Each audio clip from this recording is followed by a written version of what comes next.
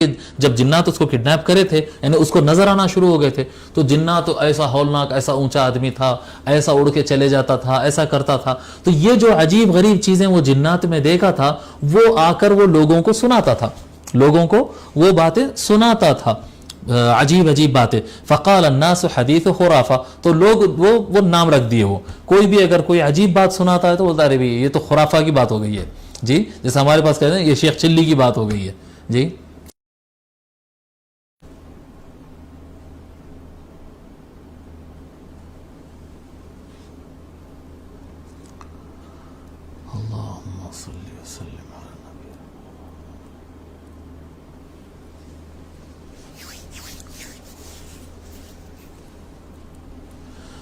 ربنا تقبل منا الفاتحة.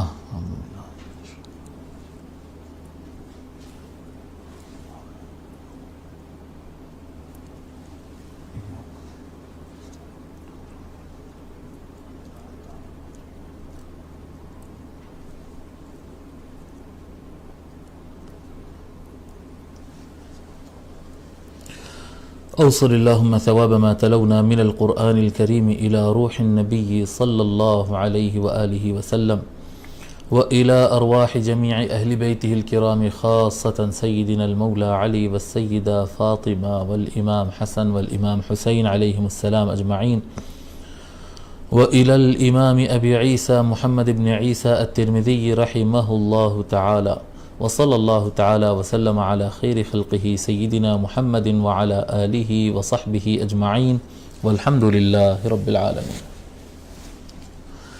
الحمد لله رب العالمين والصلاة والسلام على سيد الأولين والآخرين سيدنا ونبينا مولانا محمد وعلى آله وصحبه أجمعين أما بعد. محترم خواتین و حضرات، السلام علیکم ورحمۃ اللہ.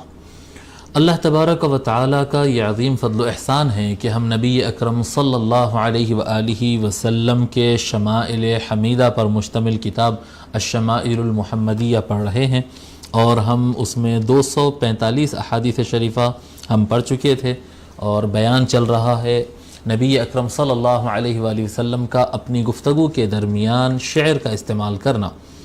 تو آئیے آگے پڑھتے ہیں. حدیث نمبر 246 کو آغاز کرتے ہیں. بسم اللہ الرحمن الرحیم. حدثنا اسحاق بن منصور قال حدثنا عبد الرزاق قال حدثنا جعفر بن سلیمان قال حدثنا ثابت عن انس رضی اللہ عنہ ان النبی صلی اللہ علیہ وآلہ وسلم دخل مکة في عمرة القضاء وابن رواحة يمشي بين يديه وهو يقول. حضرت انس بن مالک رضی اللہ تعالیٰ روایت فرماتے ہیں کہ رسول اکرم صلی اللہ علیہ وآلہ وسلم عمرۃ القضاء میں تشریف لے گئے اور اس کے لیے مکہ میں داخل ہوئے. عمرۃ القضاء کس کو کہتے ہیں؟ حضور اکرم صلی اللہ علیہ وآلہ وسلم صلح حدیبیہ کے موقع پر آپ تشریف لے گئے تھے احرام باندھ کر آپ تشریف لے گئے تھے، لیکن کفار نے روکا تھا. یہ سن 6 ہجری کو 6 ہجری کو یہ واقعہ ہوا تھا کہ ہجرت حرم کا ارادہ کر کے احرام باندھ کر حضور صلی اللہ علیہ وآلہ وسلم اور ان کے اصحاب پہنچے تھے، لیکن مشرکین نے روک دیا تھا. پھر پیس ٹریٹی سائن کی گئی تھی اور اس میں یہ معاہدہ ہوا تھا کہ آپ کو اس سال تو حرم میں داخل ہونے کی اجازت نہیں ملے گی، نیکسٹ ایئر آپ داخل ہونا. تو 7 ہجری کو پھر حضور صلی اللہ علیہ وآلہ وسلم، یہ فتح مکہ سے پہلے کی بات ہے، عمرہ کرنے کے لیے وہ جو احرام باندھے تھے لیکن طواف نہیں کیے تھے اس کی قضا کرنے کے لیے آقا صلی اللہ علیہ وآلہ وسلم اور وہ سارے صحابہ جو ہے 7 ہجری کو دوبارہ پھر آئے تھے، جیسا کہ اگریمنٹ ہوا تھا، اور انہوں نے مکہ میں داخل ہوئے اور وہ طواف اور سعی اور سارا مکمل عمرہ کر کے گئے تھے. اس کو عمرۃ القضاء کہتے ہیں، عمرۃ القضاء. تو سن 7 ہجری میں عمرۃ القضاء کے لیے رسول اکرم صلی اللہ علیہ وآلہ وسلم مکہ میں داخل ہوئے. وابن رواحہ، اور عبداللہ ابن رواحہ رضی اللہ تعالی عنہ رسول اکرم صلی اللہ علیہ وآلہ وسلم کے آگے چل رہے تھے. یمشی بین یدیہ، سرکار کے آگے عبداللہ ابن رواحہ رضی اللہ تعالی عنہ چل رہے تھے، اور چلتے ہوئے وہ یہ کہہ رہے تھے، کیا کہہ رہے تھے؟ خلو بنی الکفار عن سبیلہ اليوم نضربكم على تنزیلہ ضربا یزیل الہام عن مقیلہ ویذہل الخلیل عن خلیلہ. کہتے ہیں کہ اے کفار کی اولاد، اے کفار کے بچوں، ہٹ جاؤ ان کے راستے سے، یعنی سرکار کے راستے سے. جی تشریف لا رہے ہیں، پورا قافلہ داخل ہو رہا، تو اے کفار کی اولاد ہٹ جاؤ ان کے راستے سے، آج اگر تم سامنے آئیں گے تو ایسا ماریں گے تم کو، قرآن کے نزول کے مسئلے میں یعنی وحی کے مسئلے میں تم رسول اللہ کی مخالفت کر رہے ہو، تو اس قرآن کی خاطر آج تم کو ایسا ماریں گے، ضربن یزیل الہام عن مقیل، ایسا ماریں گے کہ سر کو اس کے دھڑ سے الگ کر دے گا، یعنی جو سر جس جگہ پر ہے وہ اس کی جگہ پر نہیں رہے گا، ایسا ماریں گے، وَيُدْهِلُ الْخَلِيلَ عَنْ خَلِيلِ، اور دوست ایسا ماریں گے کہ دوست کو بھول جائے گا، دوست کو بھول جائے گا، چھوڑ کر بھاگ جائے گا، ایسا ماریں گے اگر تم بیچ میں آئیں گے آج۔ تو یہ اشعار پڑھتے ہوئے وہ داخل ہو رہے تھے۔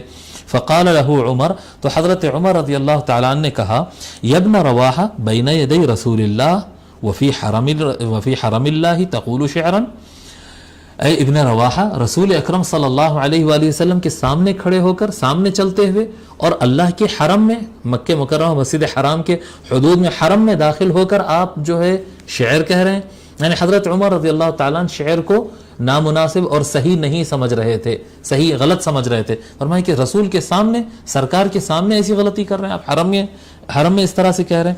فقال النبی صلی اللہ علیہ وآلہ وسلم خل عنہ یا عمر، حضور صلی اللہ علیہ وسلم نے فرمایا عمر چھوڑ دو ان کو بولنے دو، ان کو مت ٹوکو، ان کو بولنے دو۔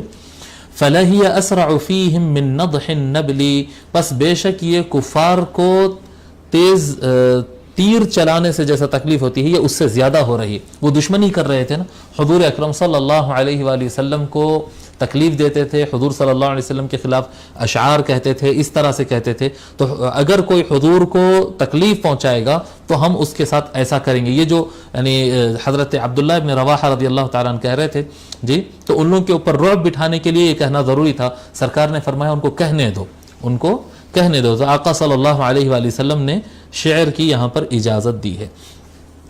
حدیث نمبر 247 247 حدثنا علی بن حجر قال حدثنا شریک عن سماک بن حرب عن جابر بن سمرة رضی اللہ عنہ قال جالست النبي صلى الله عليه وآله وسلم أكثر من 100 مرة وكان أصحابه يتناشدون الشعر ويتذاكرون أشياء من أمر الجاهلية وهو ساكت وربما تبسم معهم۔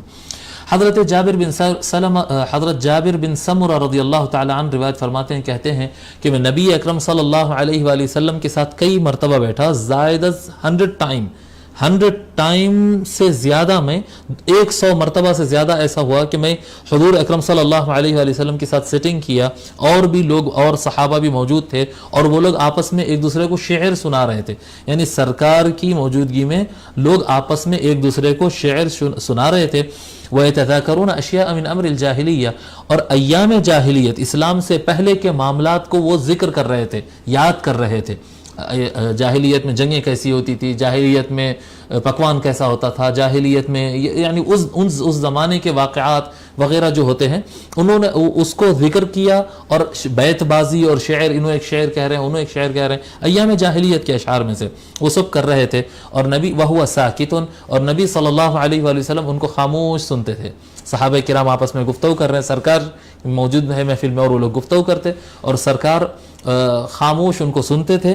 وربما تبسم معهم، اور کبھی کبھی حضور صلی اللہ علیہ وآلہ وسلم ان لوگوں کے ساتھ مسکرا بھی دیتے تھے، کوئی ایسی بات آ گئی، کوئی عجیب بات آ گئی، کوئی خوشی کی بات آ گئی یا کوئی ہنسی کی بات آ گئی، تو سرکار ان کے ساتھ مسکرا بھی دیتے تھے۔ یہاں پر یہ حدیث شریف سے یعنی بات واضح ہوتی ہے کہ اسلام ایک دم رکھا دین نہیں ہے، روکھا پن، ایک دم بالکل ہمیشہ صرف روتے ہی رہنا ہے اور ہمیشہ بس سیریس ہی رہنا ہے، نہیں۔ اس طرح اگر کوئی قصے واقعات بیان کرتے ہیں، ہسٹری اگر کوئی یاد کرتا ہے، کوئی کیا کہتے ہیں شعر بول کر مسکرا لیتا ہے، تھوڑا بہت جو ہے صاف جو ہے بے حیائی سے خالی اگر کوئی غزلیہ شعر ہو جاتا ہے اس طرح سے، تو ان چیزوں پہ اسلام میں پابندی نہیں ہے۔ کوئی لطیفہ کہہ دیتا ہے، کوئی مسئلہ بیان کرتا ہے، جی پزل بیان کرتا ہے، اور اس طرح کے جو چیزیں ہوتی ہیں اسلام میں اس کے اوپر سختی نہیں ہے۔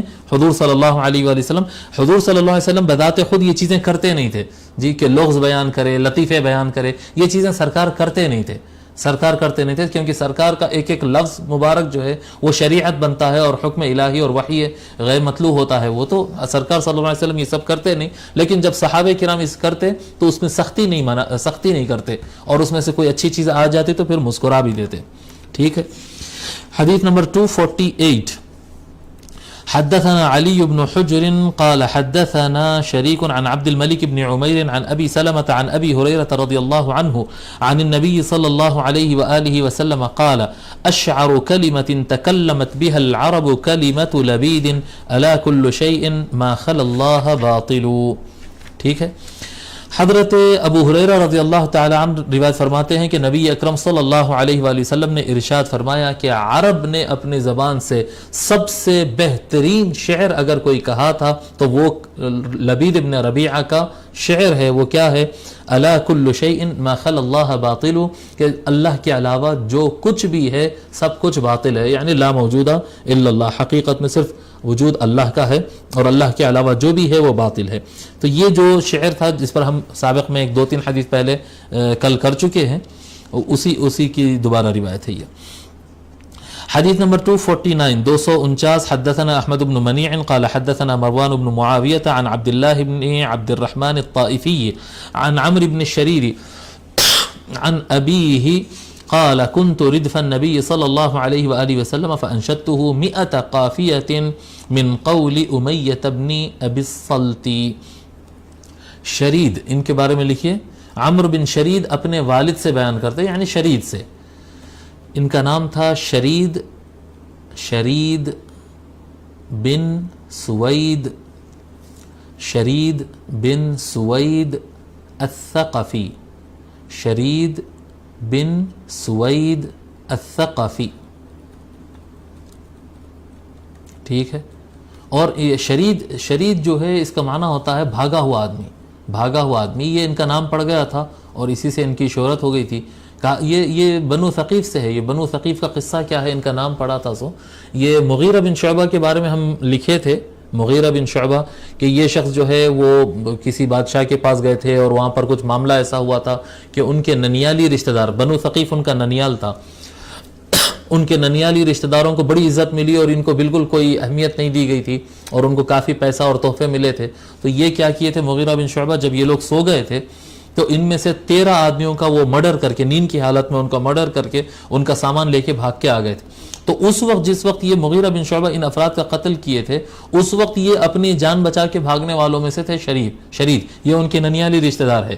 تو یہ ان کی جان بچا کے جو بھاگے تھے، اپنے لوگوں کو چھوڑ کے اپنی جان بچا کے یہ جو بھاگ گئے تھے، تو ان کا نام پڑ گیا تھا شرید. تو اس وقت سے یہ شرید ہی ہے، شرید بن سوید الثقفی.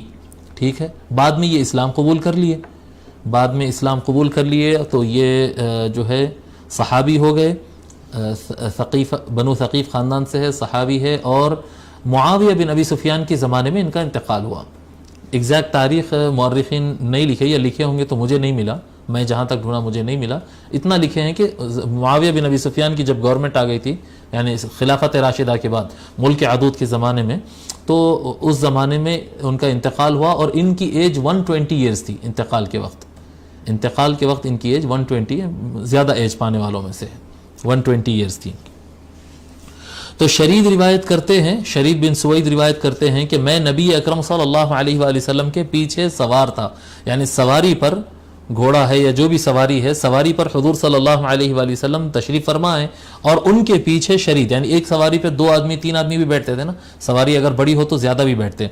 تو میں نبی اکرم صلی اللہ علیہ وآلہ وسلم کے پیچھے بیٹھا ہوا تھا سواری پر.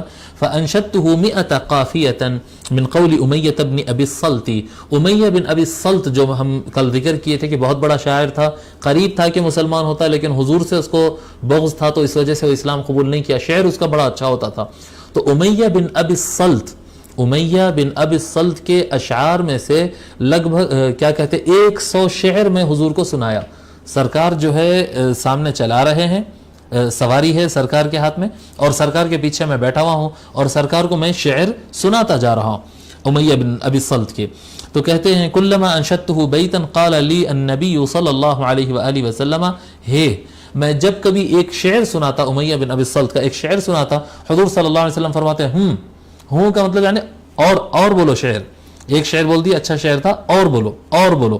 تو مجھے کہتے جاتے حتی انشدتہ مئتا یعنی بیتن، یہاں تک کہ میں یعنی حضور کہتے گئے اور میں شعر بولتا گیا یہاں تک کہ 100 شعر ہو گئے.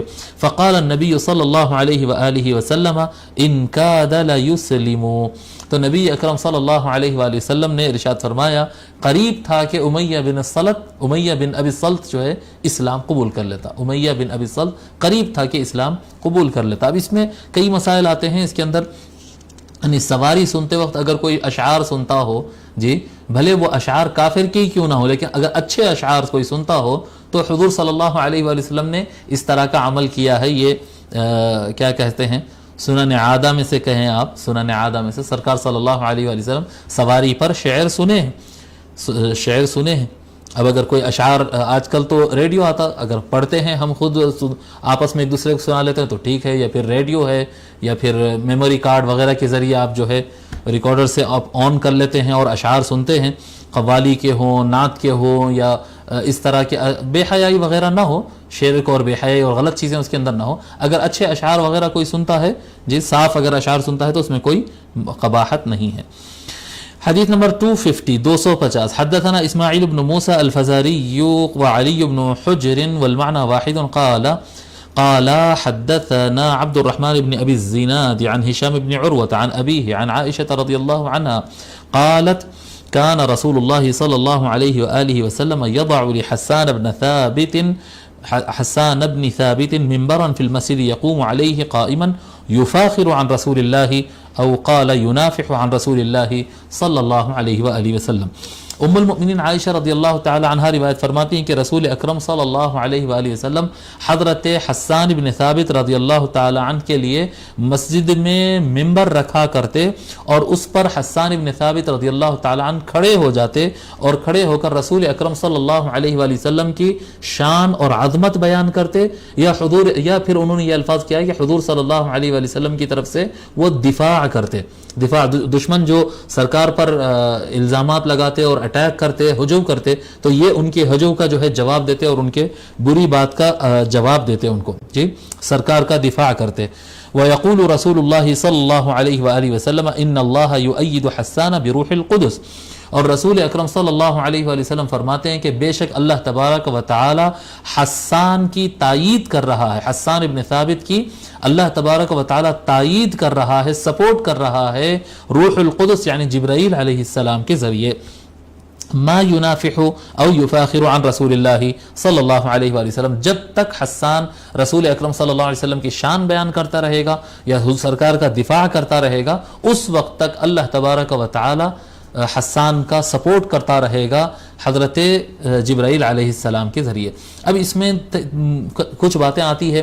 بات نمبر 1 یہ کہ حضور صلی اللہ علیہ وآلہ وسلم کی مدح پڑھنا، آپ کی نعت شریف پڑھنا اور آپ کے دشمنوں کا رد کرنا، یہ حضور صلی اللہ علیہ وآلہ وسلم کو یہ عمل پسند ہے. صحابہ نے یہ کام، سرکار نے یہ کام صحابہ سے کروایا ہے اور صحابہ کرام یہ عمل کرتے تھے. تو نعت شریف پڑھنا اور سرکار کے دفاع میں اشعار کہنا یہ بہت اچھی بات ہے. اور جو شعر پڑھ رہا ہو اس کے لیے ممبر، اسٹیج، اس کو ایک پلیٹ فارم دینا، یہ بھی سرکار صلی اللہ علیہ وآلہ وسلم کی سنت ہے.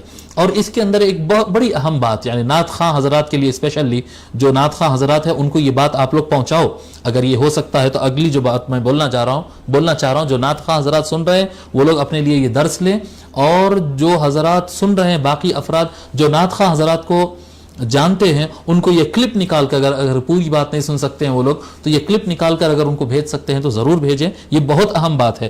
کیا فرما رہے رسول اکرم صلی اللہ علیہ وآلہ وسلم؟ بے شک اللہ تبارک و تعالی حسان کی جبرائیل علیہ السلام کے ذریعے مدد کر رہا ہے، مدد کر رہا ہے جب تک وہ سرکار کا دفاع کرتا رہے اور سرکار کی نعت پڑھتا رہے. ٹھیک ہے، آج کل کے زمانے میں یعنی جب سے یہ میڈیا بہت زیادہ عام ہوا اور یعنی کیو ٹی وی والوں نے بڑا اچھا شروع کیا، کیا نعت شریف کو انہوں نے رائج کیا ہے، بہت بہت اللہ تعالیٰ ان کو اجر عظیم عطا فرمائے، انہوں نے اچھا کیا ہے. لیکن اس کے بعد ایک ٹرینڈ ایسا چلا ہے کہ نعت خواں حضرات نعت خواں حضرات میں ایک بڑی تعداد کو ہم دیکھ رہے ہیں کہ وہ سرکار کی شان بیان کرنے سے زیادہ اپنا میں کیسا دکھ رہا ہوں، میرا شملہ کیسا دکھ رہا ہے، میری ڈریسنگ کیسی دکھ رہی ہے، میرا کیا انداز ہے، میرے کتنے ویورز ہیں، اور کیا کہتے ہیں میرا آواز کیسی ہے، میری راگ کیسی ہے، اس کے پیچھے چلے گئے. یعنی ان کا کنسنٹریشن نعت شریف پڑھتے وقت سرکار کی مدحت سے زیادہ اپنے اوپر فوکس ہو گیا. جی ان کی سوچ جو ہے وہ خود پر فوکس زیادہ کرنے لگے ہیں. یعنی نعت شریف پڑھ کے اگر آپ کو پاپولر ہو جانا ہے، مشہور ہو جانا ہے، اور لوگ کے سب کی زبانوں پہ واہ واہ آ جانا ہے، اور میں بہت اچھا دکھنا ہوں، اور میری راگ کی سب لوگ تعریف کرنا ہے، اگر یہی چیزیں ہونا ہیں تو پھر یہ نہ اللہ کے رسول کو پسند ہے، نہ اللہ تعالیٰ کو پسند ہے، نہ جبرائیل علیہ السلام کی اس میں تائید ملے گی. دیکھیے جب تک وہ سرکار کی دفاع کر رہے ہیں، جب تک سرکار کی عظمت بیان ہو رہی، جب تک ہے سپورٹ، وہ نیت کے اندر ایک پیورٹی ہونا چاہیے، نیت کے اندر اخلاص ہونا چاہیے. ہاں اچھا لباس پہنو، اچھی ویڈیوگرافی کرو، اچھی آواز میں پڑھو، بالکل بہت اچھی بات ہے، یہ بہت اچھی بات ہے. لیکن نعت شریف اور سرکار کی طرف توجہ اور سرکار کی شان کو ہائی لائٹ کرنے کے بجائے اپنے آپ کو اگر ہائی لائٹ کرنے لگ جائیں گے تو پھر وہ نعت شریف پڑھتے پر بھی ثواب تو نہیں ملے گا، اور وہ اللہ کے پاس پسندیدہ نہیں ہوگا، اور وہ ریاکاری میں آ جائے گا. تو اپنے آپ کو، جیسا ہم اپنی نمازوں کو بچانا ہے ریاکاری سے، جس طرح سے ہم اپنے روزوں کو ریاکاری سے بچاتے ہیں، اس طرح سے ہم جو نعت پڑھتے ہیں، عام آدمی اگر نعت پڑھے اس کے ساتھ یہ پرابلم نہیں ہے کہ اس کو زیادہ لوگ کوئی سنتا نہیں، اس کی طرف کوئی توجہ نہیں، وہ جب پڑھے گا تو اخلاص سے پڑھے گا. لیکن جو نعت خواں جو اسٹیج پر آتا ہے، جو کیمرے کے سامنے آتا ہے، جو لوگ کے سامنے پرفارم کرتا ہے، اس کو یہ بات کا خیال رکھنا چاہیے کہ وہ نعت شریف سرکار کی پڑھ رہا ہے، توجہ سرکار کی طرف ہی ہونا چاہیے، سرکار کی شان بلند کرنا ہی مقصد ہونا چاہیے، باقی چیزیں ضمناً ہیں. اگر باقی چیزیں اگر اصل ہو جا رہی ہے یا باقی چیزیں مکس ہو رہی ہے تو یہ بہت خطرناک چیز ہے. نیت میں اخلاص ہونا چاہیے، یہ بہت اہم بات ہے. آپ یہ سارے نعت خواں حضرات جہاں تک پہنچا سکتے ہیں یہ ضرور پہنچائے. یہ میری بات نہیں ہے، یہ سرکار کی بات ہے، یہ سرکار کی بات ہے جو حدیث شریف ہم پڑھے اس میں. ٹھیک ہے. حدیث نمبر 251. حدثنا اسماعیل بن موسى الفزاري وعلي بن حجر قال حدثنا ابن ابي الزناد عن ابيه عن عروة عن عائشة رضي الله عنها عن النبي صلی اللہ علیہ وآلہ وسلم مثله. ایک سند مکمل بیان کیے ہیں اسی سند سے ام المؤمنین عائشہ کی یہی روایت اور یہی حدیث شریف انہوں نے دوبارہ بیان کیا. چیپٹر 38 نیا باب شروع کرتے ہیں. 38واں باب ہے باب ما جاء فی کلام رسول اللہ صلی اللہ علیہ وآلہ وسلم فی السمر. رسول اکرم صلی اللہ علیہ وآلہ وسلم کا رات دیر گئے گفتگو کرنے کا بیان. سمر کہتے ہیں، سمر اس کا معنی ہوتا ہے رات میں بیٹھ کر باتیں کرنا. یعنی ایک آدھ جملہ بات کر رہے ہیں، کام کی بات کر رہے ہیں، اس کو سمر نہیں کہتے.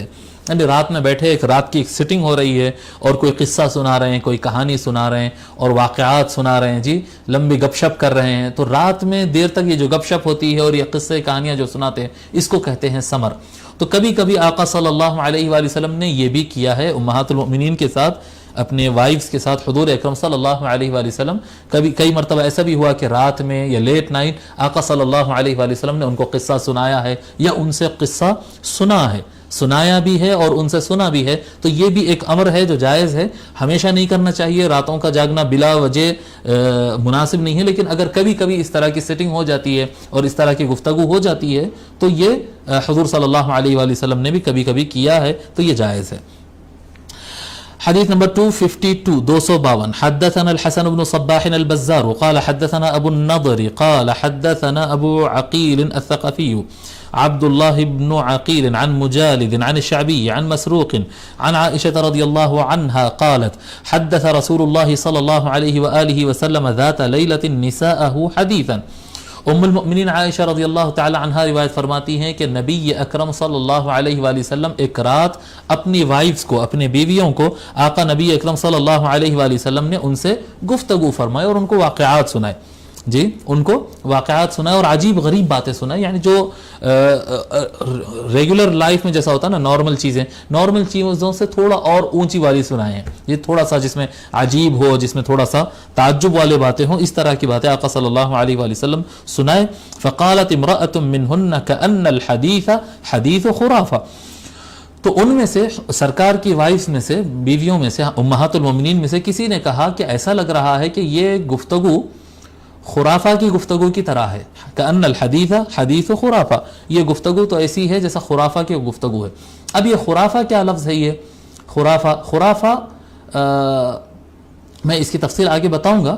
خرافہ ہمارے پاس جو ہے ایک لفظ استعمال ہوتا ہے خرافات ہم کہتے ہیں. خرافات جو ہے من گھڑت بنائی ہوئی کہانیاں، اپنی طرف سے جو بات اپنی طرف سے انسان بنا کر کہتا ہے اس کو خرافہ کہتے ہیں. جیسے کہتے ہیں نا وہ ایک پرندہ تھا بہت بڑا تھا، اس کے 3 منڈیاں تھے، اس کے منہ میں سے آگ نکلتا تھا، اس کو 6 پر تھے اور وہ آتا تھا حملہ. یہ سب من گھڑت کہانیاں ہیں. یہ من گھڑت خیالی کہانیاں جو انسان اپنی طرف سے بناتے جاتا ہے اس کو خرافات کہتے ہیں. اور خرافات سے انسان کو بہت حد تک بچنا چاہیے. لیکن اصل خرافہ یہاں سے شروع نہیں ہوا تھا. اصل خرافہ نہیں، یہ بعد میں یہ معنی اس کا بن گیا ہے، یہ بعد میں بن گیا معنی. لیکن پہلے زمانے میں ایسا نہیں تھا. پہلے زمانے میں کیا تھا؟ خرافہ ایک آدمی کا نام تھا. دیکھیے اب آگے کہتے ہیں فقال، جب بیویوں میں سے آپ کی امہات المومنین میں سے ہماری امہات میں سے کسی ماں نے جب سرکار کے سامنے کہا کہ یا رسول اللہ آپ جو کہہ رہے ہیں ایسا لگ رہا ہے جیسا کہ خرافہ کی گفتگو ہے. تو خرافہ یہ ایک آدمی کا نام تھا. تو سرکار نے فرمایا فقال اتدرون ما خرافہ، تم جانتی ہو خرافہ کیا ہے؟ یہ خرافہ ورڈ کیا ہے تم جانتے ہو؟ تو انہوں نے کہا نہیں معلوم. تو سرکار نے فرمایا ان خرافۃ کان رجلا من عذرا، کہتے ہیں آقا صلی اللہ علیہ وسلم فرماتے ہیں کہ خرافہ عذرا خاندان کا، عذرا قبیلے کا ایک آدمی تھا. عذرا قبیلہ یمن کا تھا، یمن کا ایک قبیلہ تھا، اس میں ایک آدمی تھا، ایک انسان تھا، اس کا نام خرافہ تھا. اثرت الجن فی الجاہلیہ، ایام جاہلیت میں، پرانے زمانے کا یہ آدمی تھا، آج کا نہیں، پرانے زمانے کا یہ آدمی تھا. اور ایام جاہلیت میں اس کو جن اس کے اوپر حاوی ہو گئے تھے، جن اس کو کڈنیپ کر لیے تھے، قیدی بنا لیے تھے. فمکث فیہم دہرا، تو ایک زمانے تک وہ پتہ نہیں کس مقام پر تھا، وہ جنات کے ساتھ ہی تھا، انہی کے قید میں رہا. ثم ردوہ الی الانس، پھر اس کے بعد ایسا ہوا کہ ایک وقت آنے کے بعد وہ جنات جو ہے اس کو آزاد کر دیے، جنات اس پہ سے نکل گئے، اس کو چھوڑ دیے. ٹھیک ہے. فکان یحدث الناس بما رأى فیہ من الاعاجیب، تو وہ کیا کرتا تھا، لوگ کے درمیان سناتا تھا کہ وہ کیا کیا کہانیاں دیکھا. وہ جب جنات اس کو کڈنیپ کرے تھے، یعنی اس کو نظر آنا شروع ہو گئے تھے، تو جنات ایسا ہولناک، ایسا اونچا آدمی تھا، ایسا اڑ کے چلے جاتا تھا، ایسا کرتا تھا. تو یہ جو عجیب غریب چیزیں وہ جنات میں دیکھا تھا، وہ آ کر وہ لوگوں کو سناتا تھا، لوگوں کو وہ باتیں سناتا تھا، عجیب باتیں. فقال الناس حدیث خرافہ، تو لوگ وہ نام رکھ دیے. وہ کوئی بھی اگر کوئی عجیب بات سناتا ہے تو بولتا ارے یہ تو خرافہ کی بات ہو گئی ہے جی. جیسے ہمارے پاس کہتے ہیں یہ شیخ چلی کی بات ہو گئی ہے جی، شیخ چلی کی بات ہو گئی، تو کچھ بھی بول سکتے ہیں. جیسا کہ آج کل ہمارے میڈیا کے بارے میں کہہ سکتے ہیں، یہ کچھ بھی کہہ دیں گے، وہ سٹوری کچھ ہوگی نہیں، وہاں کوئی حقیقت ہوگی نہیں، کچھ بھی کہہ دیں گے. تو اب اس کے بعد یہ لفظ پہلے تعجب کی باتوں پر خرافہ کا لفظ پڑا، اب اس کے بعد تعجب سے لے کر من گھڑت باتوں کی طرف یہ لفظ منتقل ہو گیا. یعنی آج کے زمانے میں اگر کوئی سرکار کے کسی فرمان سے متعلق کہے گا کہ یہ تو خرافات ہے تو وہ گستاخی ہو جائے گی. آج کے زمانے میں یہ گستاخی ہو جائے گی. نبی اکرم صلی اللہ علیہ وآلہ وسلم کی کسی بات کو خرافہ نہیں کہہ سکتے، کیونکہ آج خرافہ کا معنی بدل چکا ہے. اور لغت میں باضابطہ خرافات یعنی من گھڑت کہانیاں اور خود سے بنے ہوئے قصے کہانیاں مراد ہوتے. لیکن اس زمانے میں جس وقت امہات المؤمنین میں سے کسی نے کہا تھا، اس وقت اس کا یہ معنی نہیں تھا. اس وقت خرافہ کا معنی تھا عجیب و غریب بات. ٹھیک ہے، یہ بات کلیئر ہو گئی. تو رسول اکرم صلی اللہ علیہ وآلہ وسلم بتا دیے کہ خرافہ، یعنی اب اس کے اندر حدیث شریف میں ہم کو کیا ملا کہ حضور صلی اللہ علیہ وآلہ وسلم اپنی وائف سے، ہماری ماؤں سے، اپنی وائف سے جو ہے رات میں دیر تک ان کو قصہ، واقعات اور عجیب و غریب باتیں ان کو سرکار سنائے تھے. اب اسی چیپٹر کی ایک حدیث ہے، باب حدیث ام زرع. اس کو باضابطہ ایک باب جیسا نام دیے ہیں، لیکن ہے وہ اسی چیپٹر کا حصہ. 38 چیپٹر 38 کا ہی حصہ ہے، لیکن اس کو نام اس لیے دیے کیونکہ حدیث شریف بہت بڑی ہے. میں امید کر رہا ہوں کہ آج ہم انشاءاللہ تعالی یہ ایک حدیث شریف ختم کر دیں گے. یہ کافی بڑی حدیث شریف ہے اور اس کو نام ہی دے دیا گیا ہے حدیث ام زرع. ام زرع خاتون، ام زرع کی حدیث، ام زرع کی گفتگو. حدیث یعنی گفتگو ہے یہاں پر. حدیث ام زرع کی گفتگو. ٹھیک ہے. تو اس میں کیا ہو رہا ہے، پہلی حدیث میں کیا ہوا تھا، سرکار اپنے وائفز کو سنا رہے تھے. اب اس میں کیا ہو رہا ہے، ام المؤمنین عائشہ رضی اللہ تعالی عنہا ایک پرانا قصہ، ایک پرانی کہانی جو ہوئی تھی خواتین کے درمیان، وہ سرکار کو سنا رہے ہیں. ٹھیک ہے. حديث نمبر 253 253 حدثنا علي بن حجر قال حدثنا عيسى بن يونس عن هشام بن عروة عن أخيه عبد الله بن عروة عن عائشة رضي الله عنها قالت جلست 11 امرأة فتعاهدن وتعاقدن ألا يكتمن من أخبار أزواجهن شيئا. ام المؤمنین عائشہ رضی اللہ تعالی عنہا کہتی ہیں کہ 11 عورتیں ایک مرتبہ بیٹھی، 11 عورتیں مل کر ایک سیٹنگ کی اور آپس میں ایک عہد کرے اور ایک ڈیل کرے. وہ لوگ تعاہدنا عہد کرے اور ایک تعاقدنا ایک ڈیل انہوں نے کر لیا، ایگریمنٹ کر لیا. کیا کیا؟ اللہ یکتمن من اخبار ازواجہن شیئا. ڈیل یہ ہوئی کہ ہر کوئی اپنے اپنے شوہر کے بارے میں بتائے گا کہ وہ کیسا ہے اور کوئی بھی کوئی چیز چھپائیں گے نہیں. جی صاف صاف ہر خاتون جو ہے اپنے شوہر، میرا شوہر ایسا ہے، میرا شوہر ایسا ہے، سب مل کے بتا دیں. یہ کب ہوا سو واقعہ ہے؟ یہ سرکار کے زمانے میں ہوا سو واقعہ نہیں ہے، یہ قدیم زمانے میں ہوا تھا. یہ وہ واقعہ یعنی وہ قصہ چلا آ رہا تھا، وہ ام المؤمنین عائشہ بیان کر رہی ہیں. قالت الاولی، پہلی بیوی نے کہا زوجی لحم جمل غث علی رأس جبل وعر. پہلی بیوی نے کہا کہ میرا شوہر تو ایسا ہے، وہ ایک مرتنگڑے اونٹ کا، مرتنگڑا یعنی بالکل دبلا ایک دم کمزور اونٹ کا جیسا گوشت رہتا، یعنی بیکار گوشت، وہ کمزور اونٹ کا جو گوشت رہتا، اور وہ بہت اونچے پہاڑ پہ اگر رکھا ہوا ہے جس پہ چڑھنا مشکل ہے. بس میرے شوہر کی مثال ایسی ہے، یعنی گوشت بھی کمزور ہے، گوشت مطلب شوہر کا گوشت نہیں، جیسا کمزور گوشت خراب گوشت ہے اور اونچے پہاڑ پہ رکھا ہوا ہے تو کون لینے جائے گا اس کو؟ ایسا میرے شوہر کا حال ہے. لا سہل فیرتقى ولا سمین فینتقل.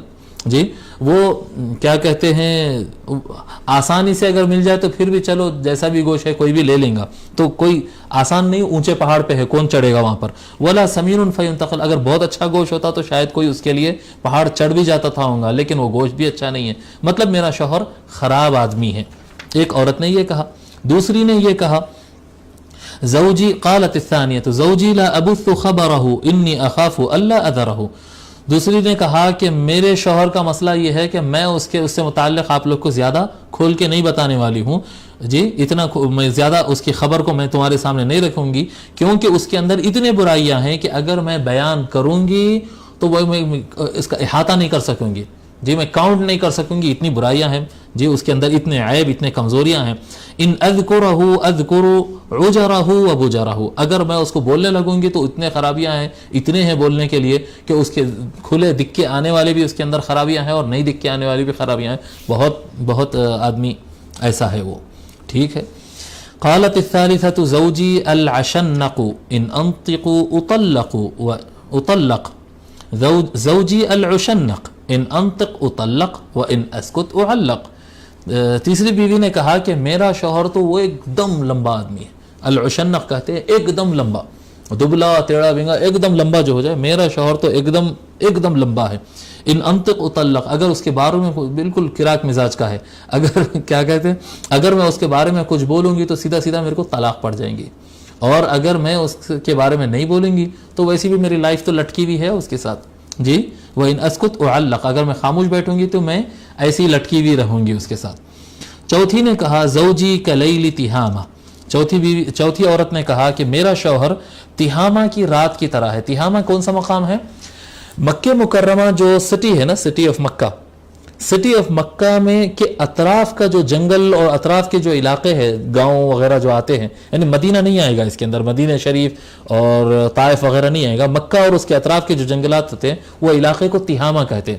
حجاز اسٹیٹ ہے، حجاز کے اندر بھی ایک علاقہ ہے اس کو تہامہ کہتے ہیں. تو میرا شوہر تہامہ کی رات کی طرح ہے، لا حر ولا قر، نہ زیادہ گرم نہ زیادہ ٹھنڈا. تہامہ کی راتیں جو ہے زیادہ تکلیف دہ راتیں نہیں ہوتی، مکہ کی راتیں زیادہ تکلیف دہ نہیں کہتے، نہ بہت زیادہ گرمی نہ بہت زیادہ سردی. ولا مخافت ولا سآمہ، اور اس سے کسی بات کا بہت زیادہ ڈر بھی نہیں ہے اور نا امیدی بھی نہیں ہے. میں اپنے شوہر سے یعنی امید رکھتی ہوں، نہ وہ مجھے ڈراتا ہے اور میں اس سے امید رکھتی ہوں، اور وہ تکلیف دینے والا نہیں ہے، یعنی میرا شوہر اچھا آدمی ہے. ٹھیک ہے. قالت الخامسة زوجی ان دخل فہد وان خرج اسد ولا يسأل عما عاہد.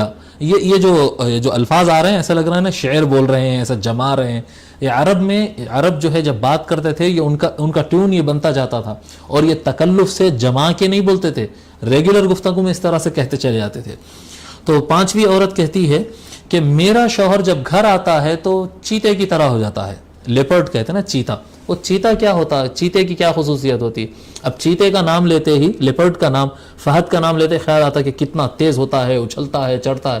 یہاں وہ نہیں ہے. یہاں پر فہد کی, چیتے کی خاصیت یہ ہے کہ وہ 18 سے 20 گھنٹے سوتا ہو.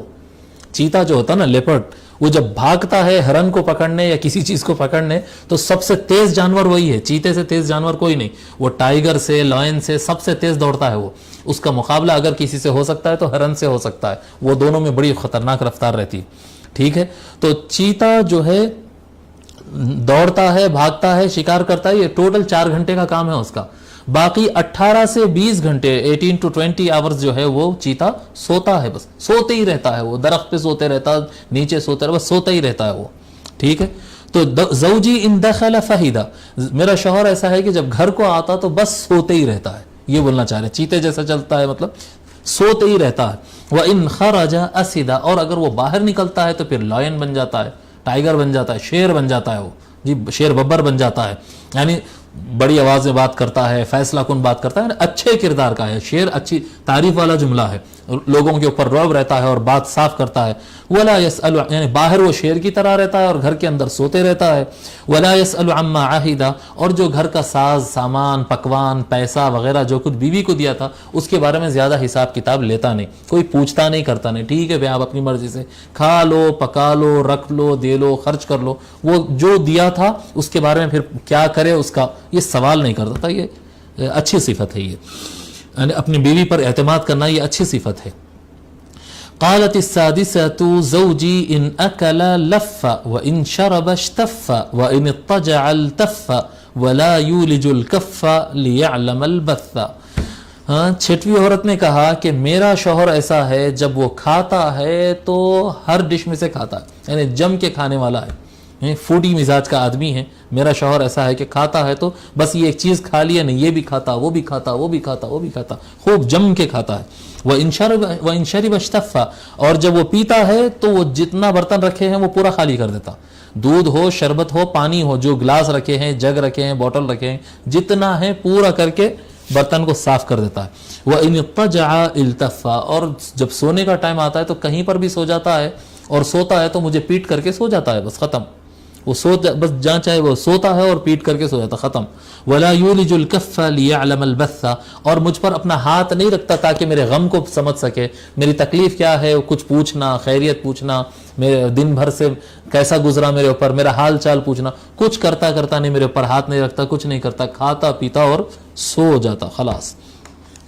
ساتویں عورت نے کہا ہے, جی آپ کہیں گے کہ مول صاحب یہ شمائل المحمدیہ میں یہ کیا چل رہا ہے, یہ جو آخری عورت آئے گی نا ام زرع, اس سے متعلق جو گفتگو ہے پھر وہ یہ رات کی کہانیاں ہیں, یہ رات میں جو ہے ام المؤمنین سنا رہے ہیں. اور آخری جو ام زرع جو الفاظ کہیں گی آخری جو آئیں گے وہ تھوڑا سا سرکار سے تھوڑا سا متعلق ہوں گے, وہ یعنی سرکار اس کو استعمال کیے اس طرح سے. ٹھیک ہے, تو ساتویں عورت نے کہا, قالت السابعۃ, ساتویں عورت نے کہا, زوجی عیایا, جی میرا شوہر جو ہے وہ نااہل ہے, وہ شوہر بننے کا نااہل ہے. او غیا, اور وہ ایسا ہے کہ وہ باہر کاروبار کرنے گیا, بزنس کرنے, جاب کرنے گیا تو کبھی منافع نہیں مطلب صحیح کام کرتا ہی نہیں, وہ کماتا ہی نہیں, ہمیشہ جا کے غلط کرتا ہے.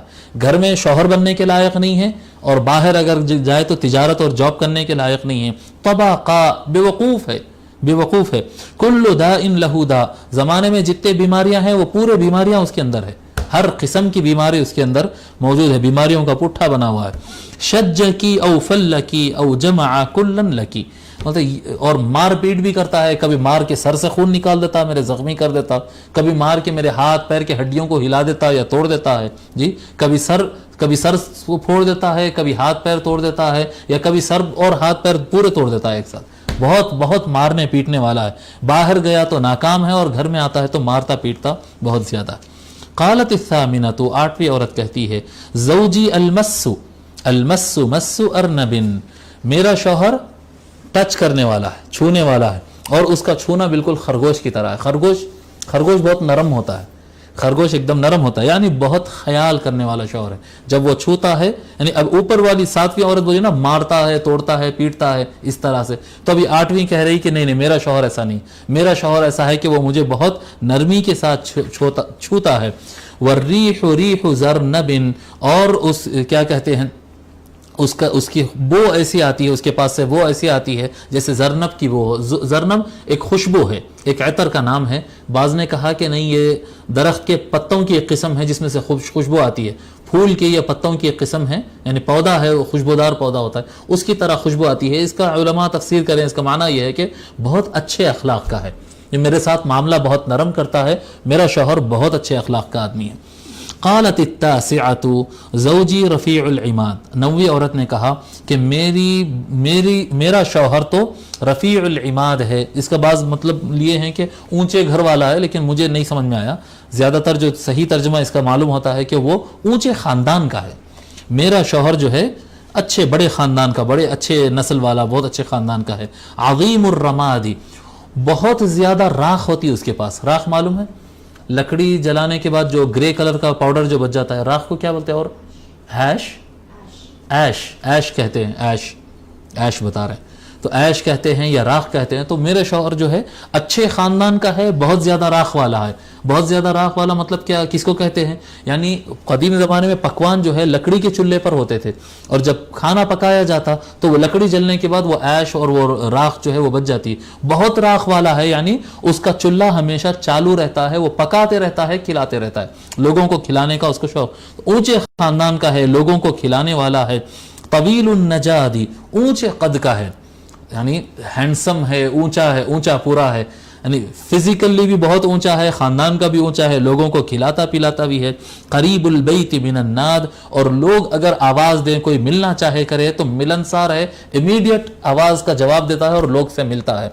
टूटापन मिजाज में, रुखापन नहीं है, मैं किसी से मिलता नहीं, जाता नहीं, किसी काम नहीं आता, नहीं, मिलनसार है, लोग से मिलता है, कोई बुलाए तो फौरन जाता है, लोग को अपने यहाँ बुलाता है, खिलाता पिलाता है, ऊंचे खानदान। मेरा शौहर बड़ा अच्छा आदमी है। क़ालतिल आशिरा, 11 औरतों में से 10वीं ने कहा, ज़ौजी मालिकुन वमा मालिकुन, मालिकुन खैरु, ज़ौजी मालिक वमा मालिक, मालिक खैरुम मिन ज़ालिक, जी, लहू इबिलुन कसीरातुल मबारिक, कलीलातुल मसारिह, इज़ा समिअना सौतल मिज़हरी अयक़न्न अन्नहुन्न हवालिक। तो 10वीं औरत कहती है कि मेरा शौहर मालिक है। मालिक मतलब नाम मालिक है उसका, मेरे शौहर का नाम मालिक है। और आप लोग क्या जानते हैं, क्या मालिक, मालिक कैसा आदमी, ज़बरदस्त आदमी, आप लोग क्या जानते हैं? मालिक, मालिकुन खैरुम मिन ज़ालिक, वो जो अभी बोले ना, बड़े ऊंचे ख़ानदान का है, बड़ा अच्छा पकाता है, बड़े ऊंचे कद का है, लोग की मदद करता है, मिलता जुलता है, उससे भी अच्छा है जी। खैरुम मिन ज़ालिक, मालिक उससे भी अच्छा है, जो अभी जिसका नाम लिया उससे भी अच्छा है। लहू इबिलुन कसीरातुल मबारिक, और उसके पास ऊँट, बहुत सारे ऊँट है उसके पास, और वो बहुत ज्यादा ऊँट जो है मबरक में ठहरे हुए। मबरिक और मबारिक कहते हैं, जैसा घोड़े का इस्तबल होता है, घोड़े को जहां पर खड़ा करते हैं ना, उसको इस्तबल कहते हैं अरबी में। उर्दू में अस्तबल कहते हैं, घोड़ों का अस्तबल कहते हैं, तो इस्तबल है अरबी में, घोड़ों का इस्तबल होता है। उस तरह से ऊँट का, अच्छा, हाथी का फील खाना कहते हैं उर्दू में, हाथी का फील खाना, तो हाथियों को ठहराने की जगह, घोड़ों को ठहराने की जगह, उस तरह से ऊँट जहां पर खड़ा किए जाते हैं उसको मबरक कहते हैं, मबारिक कहते हैं। बरका यबरुकु, ऊँट के बैठने के अंदाज को, बैठने को बोलते हैं, ऊँट का बैठना बरका। तो मबरक जहां पर ऊँटों को बिठाया जाता है जी, उनको पार्क किया जाता है। तो कहते हैं लहू इबिलुन कसीरातुल मबारिक, और उनके पास जो है बहुत सारे ऊँट है जो मबारिक में जो है खड़े रहते हैं। कलीलातुल मसारिह, उनको खिलाने पिलाने सैर कराने के लिए कम ले जाया जाता है, ठहराया जाता वहां पर। क्यों ठहराया जाता, क्यों खड़ा किया जाता उनको? इज़ा समिअना सौतल मिज़हरी अयक़न्न अन्नहुन्न हवालिक, इसलिए क्योंकि जब वो गिटार का आवाज़ सुनते हैं, मिज़हर कहते हैं वो, जैसे जिस तरह का गिटार वगैरह होता है ना, एक तार का भी होता, देखिए कदीम ज़माने में, आज भी होता होगा, एक तार का होता, उसके ऊपर इस तरह से बजाते हैं जी। वायलिन जिस तरह से होता है ना, वायलिन जिस तरह से वायलिन होता है उस तरह का होता है, लेकिन वायलिन में 3-4 तार होते, मिज़हर में कदीम जो होता था एक तार होता था। और जहाँ तक मेरे को ख्याल है, ये हमारे बचपन तक भी जो है ये ट्रेनों में लोग आकर बेचते थे, देखिए वो मोम लगाकर, घरों पर भी लाकर, लकड़ी का होता एक तार, اور اس کو بجانے کا. وہ اتنا اچھا بجاتا تھا کہ ہم خرید لیتے تھے اس کو. میرے ساتھ بھی ہوا تھا یہ بچپن میں, ارے کیا اچھا بجانے کا ہے, چلو اپن بھی بجائیں گے, خرید لیتے. اس کے بعد ہم کو بجانا آتا جاتا نہیں, وہ ایسے ہی رکھے سارا پھر خراب ہو جاتا. تو وہ جو بجانے کا جو آلہ ہوتا اس کا مظہر آلموسٹ وائلن جیسا مظہر ہوتا. جب ان کو مظہر کا آواز آتا ہے, وائلن کا آواز آتا ہے, اونٹنیوں وہ اونٹوں کو جو ٹھہرے ہوئے ہیں, جب ان کو مظہر کا آواز آتا ہے تو ان کو یہ یقین ہو جاتا ہے کہ اب ہمارا ذبح ہونے کا ٹائم آ گیا ہے. وہ کب بجایا جاتا؟ جب مہمانوں کو جمع کیا جاتا, سارے مہمان جماتے, گپ شپ ہوتے, شعر شاعری ہوتی, جی میوزک بجتی, اس کے بعد ان کو کاٹا جاتا, پکایا جاتا, پھر کھایا جاتا. یعنی اتنے سارے اونٹ کھڑے رکھتا ہے, وہ کھڑا کر کے رکھتا ہے تاکہ مہمانوں کو کھلاتا جائے. ٹھیک ہے. قالت الحادیۃ عشر, 11ویں عورت نے کہا. 11ویں عورت کون ہے؟ یہ ام زرع ہے, جس کے نام سے یہ روایت کو نام, یہ کہانی کو نام دیا گیا ہے, یہ پوری روایت کو دیا گیا ہے ام زرع. ٹھیک ہے. اور اس کو حدیث بھی کہتے ہیں کیونکہ اس میں آخر میں ایک لائن سرکار صلی اللہ علیہ وآلہ وسلم کی آ رہی ہے, اس لیے اس کو حدیث بھی کہتے ہیں. قالت الحادیۃ عشر زوجی ابو زرع وما ابو زرع. جی میرا شوہر کا نام ہے ابو زرع. انہوں اپنے شوہر کا نام بتایا نا, تو ابھی انہوں بھی اپنے شوہر کا نام بتا رہے ہیں. میرا شوہر ابو زرع ہے. وما ابو زرع, اور آپ کو کیا معلوم, آپ لوگ کو کیا معلوم کیا ہے ابو زرع؟ اناس من حلی اذنی, اناس من حلی اذنی, جی وملأ من شحم عضدی.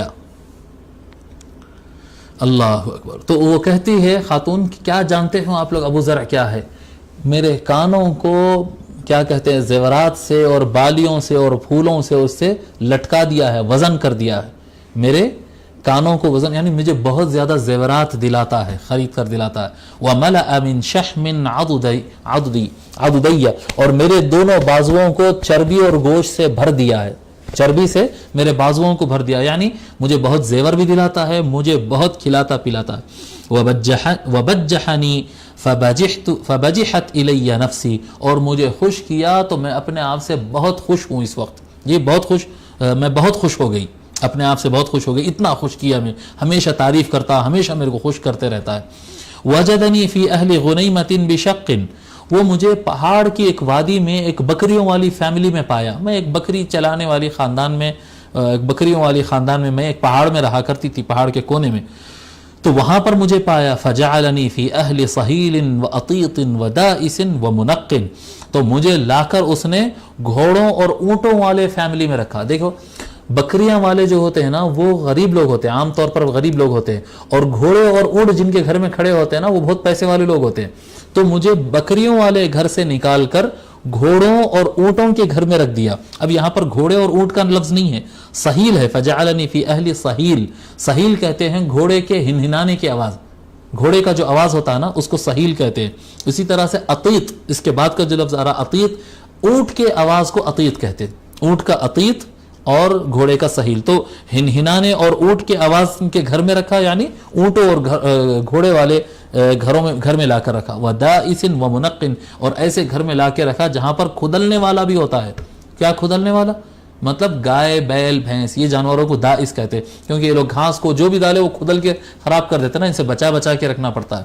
تو گائے بیل وغیرہ بھی بہت زیادہ ہے. وَمُنَقٍ, اور ایسے کھیتاں ہیں, بہت سارے کھیت ہیں اس کے کہ وہ کھیت سے جو ہے وہ دھان اور سارے چیزیں کاٹے جاتے ہیں, اور بیجوں کو اور چاول کو اور گیہوں کو جو ہے صاف کیا جاتا ہے ایک ایسے گھر میں. یعنی بڑا زمیندار ہے, آپ یہ سمجھیں, بڑا زمیندار ہے, کھلاتا پلاتا, زیورات دلاتا وغیرہ وغیرہ. فَعِنْدَهُ أَقُولُ فَلَا أُقَبَّحْ, اس کے پاس میرا معاملہ یہ ہے, میرا سٹیٹس یہ ہے کہ جب میں کوئی بات بولتی ہوں تو پھر میرے کو کوئی رد نہیں کرتا, میری بات کو کوئی ریفیوز نہیں کرتا. میں بولتے ہوں تو سب ایکسیپٹ کر لیتے ہیں اور قبول کر لیتے ہیں.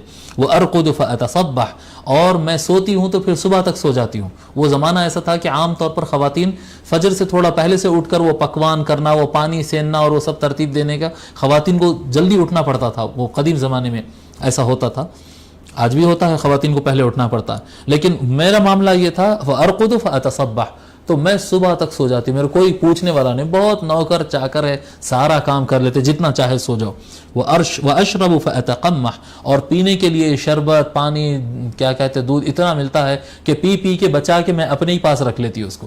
جی ام ابی زرع, یہ تو رہا ابو زرع, یہ میرے شوہر کی بات ہے. ام ابی زرع, ابو ذر کے ماں کا حال، میری ساس، کیا ساس تھی میری ساس جی، میرے شوہر تو اتنے زبردست، اور میرے جو ہے میری ساس، فما ام ابی ذر، کتنی اچھی میری جو ہے شوہر کی ماں تھی، عقومها رداح، عقومها رداح، اس کے پاس بڑے بڑے برتن تھے، اس کے جو برتن ہوتے تھے بڑے بڑے برتن ہوتے تھے، یعنی کھلانے پلانے والی جو ہے بڑے بڑے مشقاب، بڑے بڑے تھالے وغیرہ جی، کھلانے پلانے والی عورت جو ہے، کھلے ہاتھ والی عورت، وبیتها فساح، اور وہ میری ساس کا گھر بھی کافی کشادہ بڑا گھر ہے، ابن ابی زرع جی پورا خاندان کا تعارف دے رہے ہیں، ابن ابی زرع، ابو زرع کا بیٹا، فما ابن ابی زرع، کیا بیٹا تھا ابو زرع کا، میرے شوہر کا بیٹا، یعنی میرا بیٹا نہیں، اس کی دوسری بیوی سے، جو پہلی بیوی سے اس کا جو بیٹا ہے جی، وہ اس کا کیا مسئلہ ہے دیکھو، فما ابن ابی زرع، کیسا تھا اس کا بیٹا،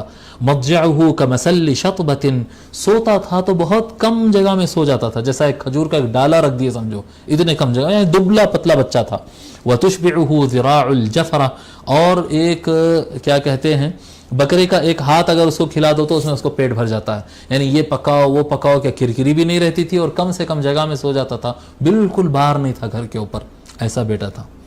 بنت ابی زرع، ابو زرع کی بیٹی، فما بنت ابی زرع جی، کیسی تھی سمجھ رہے ہیں، ابو زرع کی بیٹی، طوع ابیہا و طوع امیہا، ماں باپ کی فرما بردار، ماں کی فرما بردار، ملء کسائہا وغیظ جارتہا، اونچی پوری کپڑے جو چادر اوڑھتی ہے تو بھر کے آتی تھی، ایسی اونچی پوری خوبصورت ایسی بچی جو ہے، وغیظ جارتہا، اور اپنی سوتن اس کی سوتن اس سے جلتے ہی رہنا ایسی تھی، جو بھی اس کی سوتن تھی وہ سوتن جو ہے اس کو دیکھ کے جلتے ہی رہنا، ایسی بیٹی تھی ابو زرع کی۔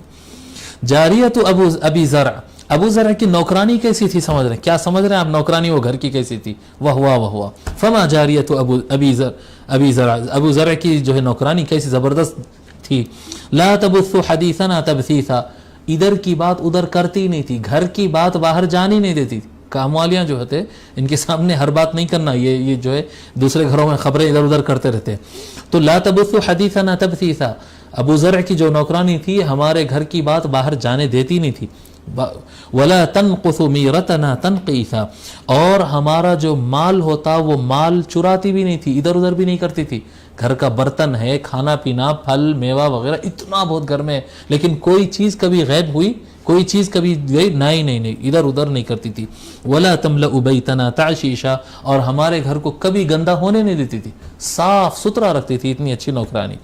پھر اس کے بعد کہتی ہے ام زرع، قالت خرج ابو زرع والاوطاب تمخض، ابو زرع ایک مرتبہ نکلے اپنے گھر سے، وہ ایسا موسم تھا کہ بالکل بہار، سپرنگ کہتے نا، بہار کا موسم تھا، شاندار موسم تھا، خوب گائے وغیرہ خوب دودھ دے رہے تھے، اور جو ہے پاٹس جو ہے دودھ سے بھرے ہوئے تھے جی، فلقی امرأة معها ولدان لها كالفهدين، اس کو جو ہے جب باہر نکلا وہ تو اس کو ایک عورت مل گئی، اور وہ عورت جو ہے اس عورت کے پاس دو چھوٹے چھوٹے بچے تھے، بالکل چیتوں کی طرح، چیتے کے بچے جیسا کھیلتے ہیں نا، لیپرڈ کے بچے جس طرح سے کھیلتے رہتے، وہ دو بچے تھے اس کے پاس خوبصورت ایک دم، یلعبان من تحت خصرها برمانتین، وہ کیا کہتے ہیں اس کے نیچے سے بیٹھ کر وہ کھیل رہے تھے، وہ عورت بیٹھی ہوئی تھی اور اس کے پاس جو ہے دونوں بچے چھوٹے چھوٹے بچے اس کے گود کے پاس اور اس کے نیچے بیٹھے کھیل رہے تھے، فطلقنی ونکحها، اس کو وہ عورت پسند آ گئی، اس نے کیا کیا، مجھے طلاق دے دیا، ام زرع کو طلاق دے دیا، اتنا اچھا آدمی تھا، اتنا اچھا گھر تھا، لیکن اس نے مجھے طلاق دے دیا، اور وہ دو بچے والی عورت سے اس کو پسند آ گئی، اس سے شادی کر لیا۔ فنکحت بعده رجلا سریا رکب شریا واخذ خطیا، جی پھر اس کے بعد میری شادی دوسرے آدمی سے ہوئی، وہ آدمی بھی شریف تھا، ایک شریف آدمی سے شادی ہوئی جو گھوڑ سواری کرتا تھا، اچھا گھوڑا اچھا چلانا جانتا تھا، بھالا اور تیر اچھی طرح سے چلانا جانتا تھا، وَأَرَاحَ عَلَيَّ نِعْمًا ثَرِيًّا، اس نے بھی مجھ کو کافی نعمتیں عطا کی، بہت کچھ دیا اس نے، وَأَعْطَانِ مِن كُلِّ رَائِحَةٍ زَوْجًا، جو الگ الگ جانوروں میں، یعنی دو گھوڑے، دو گائے، دو اونٹ، ہر دو بکریاں، ہر جانور میں سے جو ہے ایک ایک جوڑا اس نے مجھے دو کا جو ہے جوڑیاں مجھے دیا، اور کہا کلی ام زرع و میری اہلکی، ام زرع ایک کام کرو، وہ شوہر بھی جو ہے مجھے دیا اور کہا کہ تم بھی کھاؤ پیو اور اپنے خاندان اور اپنے رشتہ داروں کو اور فیملی کو بھی تم کھلاؤ پلاؤ، کہتی ہیں فلو جمعت کل شیء اعطانیہ ما بلغ اصغر آنیۃ ابی زرع، جی اگر جو کچھ یہ جو دوسرا آدمی تھا نا، دوسرا آدمی جو کچھ اس نے دیا ہے وہ پورا بھی جمع کر لیے تو ابو زرع جو تھا نہیں، اس کے ایک برتن جتنا ان دیتا تھا اس کے برابر بھی نہیں ہوتا پورا ملا کے. یعنی ابو زرع تو ابو زرع تھا، اس کے ویسی بات کسی کے اندر نہیں. اب یہ کیا ہے، یہ ایک کہانیاں ہیں، یہ عورت نے یہ کہا، یہ عورت نے یہ کہا. قالت عائشہ، جب میں یہ سنائی تو ام المؤمنین عائشہ رضی اللہ تعالیٰ عنہ فرماتی ہیں فقال علی رسول اللہ صلی اللہ علیہ وآلہ وسلم، رسول اللہ صلی اللہ علیہ وسلم نے مجھ سے فرمایا کنت لکی کابی زرع لام زرع، اے عائشہ میں آپ کے لیے ایسا ہی ہوں جیسا ام زرع کے لیے ابو زرع تھا. ام زرع کے لیے جیسا ابو زرع تھا نا، کھلاتا پلاتا دیتا، سختی نہیں کرتا، سکون دیتا، یہ جس طرح سے ابو زرع کا رویہ آپ کے ساتھ ام زرع کے ساتھ تھا، میرا رویہ آپ کے ساتھ اسی طرح سے ہے. یعنی محبت میں، عطا میں، اس میں. یہ الگ بات ہے کہ شراح نے لکھا ہے، یہ الگ بات ہے کہ ابو زرع نے بعد میں ام زرع کو طلاق دے دیا تھا، لیکن رسول اکرم صلی اللہ علیہ وآلہ وسلم نے وہ کام نہیں کیا، صرف محبت بانٹے. تو اب یہ پوری روایت طویل روایت ہے، آپ حضرات کو یعنی ہمارا جو مزاج جو چل رہا تھا روایت حدیث شریف میں اس سے تھوڑا ہم ہٹ گئے، لیکن یہ ایک پوری کہانی آئی کیونکہ کتاب کا حصہ ہے اس لیے بیان کرنا ضروری تھا. اور اس میں بات یہ ہے کہ قصے کہانی، اب دیکھیے یہ ایک کہانی ہے، یہ ایک قصہ ہے، پرانے زمانے میں ایسا ہوا کتے، ایسا ہوا کہتے. تو اس طرح سے قصے، کہانیاں، سٹوریز اگر راتوں میں بیٹھ کر ایک دوسرے کو سناتے ہیں، کرتے ہیں تو یہ منع عمل نہیں ہے. حضور اکرم صلی اللہ علیہ وآلہ وسلم کے گھر میں بھی اس طرح سے ہوتا تھا. سب سے بڑی حدیث ہم اس کتاب کی پڑھ چکے ہیں. چیپٹر 39، 39واں باب، باب ما جاء فی صفت نوم رسول اللہ صلی اللہ علیہ وآلہ وسلم، نبی اکرم صلی اللہ علیہ وآلہ وسلم کے سونے کے طریقہ کار کا بیان، کیسا سوتے تھے. حدیث نمبر 254 254 حدثنا محمد بن المثنى قال حدثنا عبد الرحمن بن مهدي قال حدثنا إسرائيل عن أبي إسحاق عن عبد الله بن يزيد عن البراء بن عازب رضي الله عنه أن رسول الله صلى الله عليه وآله وسلم كان إذا أخذ مضجعه وضع كفه اليمنى تحت خده الأيمن. حضرت براء بن عازب رضی اللہ تعالیٰ روایت فرماتے ہیں کہ رسول اکرم صلی اللہ علیہ وآلہ وسلم جب لیٹ جاتے آرام کرنے کے لیے، سونے کے لیے، آرام کرنے کے لیے جب لیٹ جاتے تو حضور صلی اللہ علیہ وآلہ وسلم اپنا دایاں ہاتھ دائیں گال کے نیچے رکھتے تھے. اس طرح سے، یہ گال ہوتا نا کلہ، ہمارے یہاں دکن میں اس کو کلہ کہتے ہیں، باقی سارے انڈیا اور پاکستان میں اس کو گال کہتے ہیں. تو اپنے گال کے نیچے دائیں ہاتھ، سیدھا ہاتھ اپنے سیدھے کلے، دائیں کلے کے نیچے رکھتے تھے اس طرح سے، اور رکھ کر لیٹتے تھے. وقال، لیٹ کر کہتے تھے رب قنی عذابک یوم تبعث عبادک، اے میرے پروردگار مجھے اپنے عذاب سے بچانا جس دن تو اپنے عباد کو مبعوث فرمائے گا، یعنی جب دوبارہ زندہ کرے گا قیامت کے دن، سب میدان محشر میں مبعوث ہوں گے، اس دن مجھے اپنے عذاب سے بچانا. تو یہ ایک دعا ہے، اگر یاد کر سکتا ہے تو کر لیجئے، رب قنی عذابک یوم تبعث عبادک. بہت چھوٹی دعا ہے، سوتے وقت پڑھنے کی ہے، ٹھیک ہے. اور یہ اس کے بارے میں سائنسداں وغیرہ بتائے ہیں، یعنی بہت اس کے بڑے فوائد بتائے ہیں سائنسداں، بعد والے بھی بتائے ہیں، پہلے والے بھی علماء اور حکماء بھی یہ بات بتائے ہیں کہ رائٹ سائڈ پہ سونا، جو حضور سرکار کی سنت تھی. سونے کے بعد آدمی پھر پلٹ جاتا، چتا ہوتا، لیفٹ سائڈ مڑ جاتا ہے، لیکن بہتر طریقہ یہ ہے کہ آدمی رائٹ سائڈ پر سوئے. اس کی وجہ یہ بتاتے کہ جو ہارٹ ہوتا ہے انسان کا، دل تھوڑا سا لیفٹ سائڈ کی طرف مائل ہے بیسیکلی. اگر لیفٹ طرف آدمی سوتا ہے تو وہ دل اور طریقے سے اور مضبوطی سے وہ بیٹھ جاتا ہے. جب وہ مضبوطی سے بیٹھ جاتا ہے تو نیند گہری لگتی ہے آدمی کو. نیند زیادہ گہری نیند لگنا یہ زیادہ اچھی علامت نہیں ہوتی، آدمی اپنے کام سے غافل ہو جاتا ہے. رائٹ سائڈ سونے میں کیا ہے، دل سینٹر کی طرف آ جاتا ہے، جو لیفٹ طرف ہے نا تو وہ لٹک کے تھوڑا سا سینٹر کی طرف آتا ہے، جس کی وجہ سے وہ تھوڑا ادھر رہتا ہے. اور یہ ادھر رہنے کی وجہ سے آدمی کی نیند چوکنا رہتی ہے، یعنی کوئی حرکت ہو، کوئی اٹھائے جگائے یا کوئی آواز دے یا ٹائم ہو جائے تو آدمی نیند میں سے آسانی سے جاگتا ہے. لیفٹ سونے پر کیا کہتے ہیں، نیند گہری لگتی ہے، رائٹ سائڈ پہ سونا زیادہ پسندیدہ. اور یہ سارے جو فزیکل جو چیزیں میں بتایا یہ ہمارے لیے ہے. یہ نبی اکرم صلی اللہ علیہ وآلہ وسلم رائٹ سائڈ پر سوتے تھے صرف ہم کو تعلیم دینے کے لیے، ورنہ آقا صلی اللہ علیہ وآلہ وسلم رائٹ پر سوئیں یا لیفٹ پر سوئیں ان کا دل تو جاگتا ہی رہتا تھا، سرکار کا دل سوتا نہیں. میرے آنکھیں، سرکار فرمائے میرے آنکھیں سوتی ہیں لیکن میرا دل جاگتا رہتا ہے. تو سرکار نے یہ عمل کیوں کیا؟ تاکہ ہم کو سیکھ ملے، ہم کو تعلیم ملے. हमारी तरबियत हो।